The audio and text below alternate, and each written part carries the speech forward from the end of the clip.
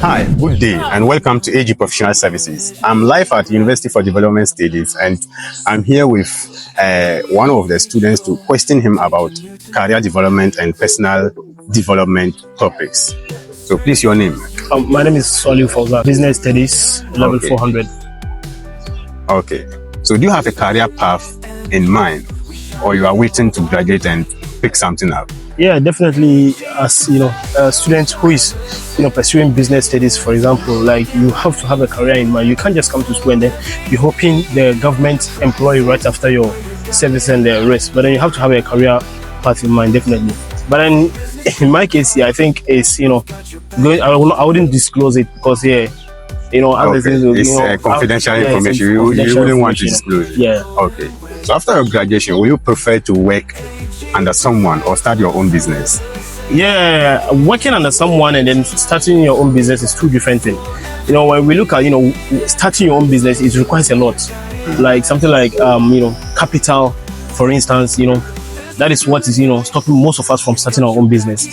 So we tend to lean on the side of what being employed by the government and then doing things on our own. But then working on your starting your own business rather, it might be very helpful.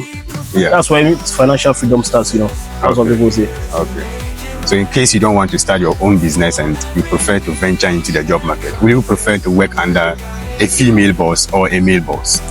Well, that wouldn't mind because, like, as a first time, person, someone who's going to start work for the first time and the boss, you wouldn't know who to work under.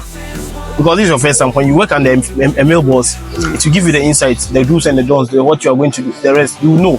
And then when you are to work under a female boss, that one will also determine. Yeah. So working under both bosses will tell you which one you would prefer to work under. But currently, as you can see, my department's president is a female. So I kind of like it working under the female bosses. For now, no, because I haven't worked under any male boss. That's nice. So after graduation, this will be my last question for you. Maybe two options come out in the job market. You are offered 5,000 Ghana cedis to work in an office space and 10,000 Ghana cedis to work as a janitor in the same office. Which one will you choose? So which company am I going to work as a janitor? Any office, be it private company. No, I'm talking about the company I'm going to work as a janitor. Because I think like that one is more lucrative. 10,000 Ghana cedis and 5,000. Yeah.